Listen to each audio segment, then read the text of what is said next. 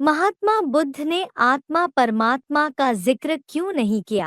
बाबा, बुद्ध ने आत्मा परमात्मा का जिक्र क्यों नहीं किया बाबा? हाँ, क्योंकि वो सूर्यवंशी था या और वंशी था,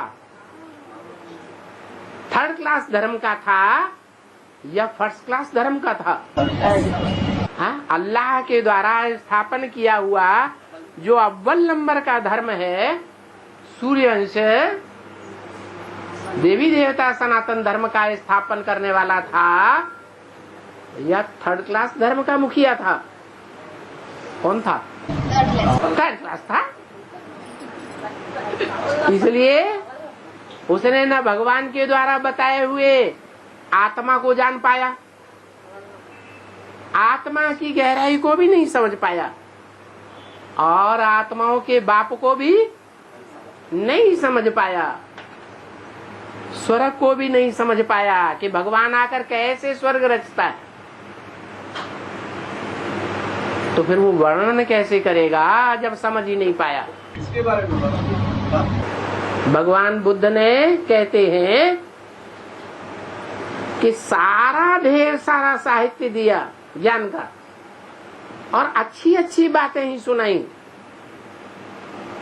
अच्छे गुण धर्म सिखाए, लेकिन उन सब बातों के बीच में आत्मा का, परमात्मा का, स्वर्ग का जिक्र कहीं भी नहीं किया।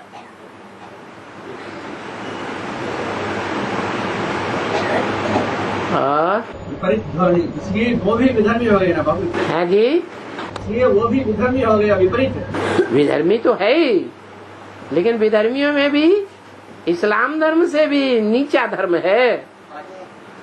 इस्लाम धर्म वाले तो निराकार को भले मानते हैं, लेकिन भगवान को मानते तो हैं। उनकी वाणी से साबित तो होता है कि भगवान की कभी साकार था। कहते हैं अल्लाह मियाँ ने ये फरमाया, अल्लाह मियाँ ने वो फरमाया। अब वो जानते नहीं ये फरमाएगा कैसे अल्लाह मियाँ है? मुख का आधार लिए बगैर फरमाएगा क्या? नहीं, लेकिन बोलते हैं। उनको पता ही नहीं है कि वो निराकार साकार में आता है, फिर वाणी चलाता है।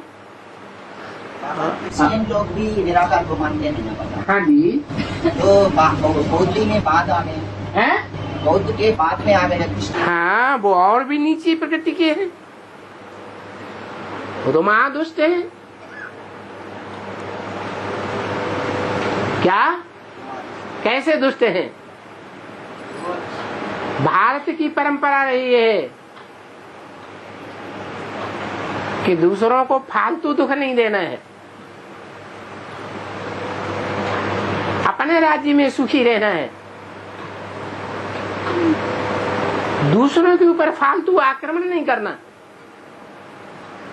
और क्रिश्चियनिटी क्या कहती है? सारी दुनिया को अपनी मुट्ठी में करना।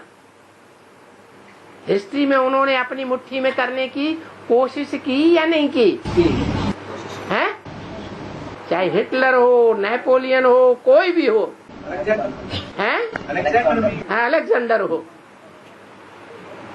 सबने यही चाहा कि हम सारी दुनिया को अपनी मुट्ठी में करके रखें, हिंसा के द्वारा। तो कितना फर्क हो गया? कहाँ महात्मा बौद्ध धर्म के अनुयायी, वो अहिंसक और वो हिंसक।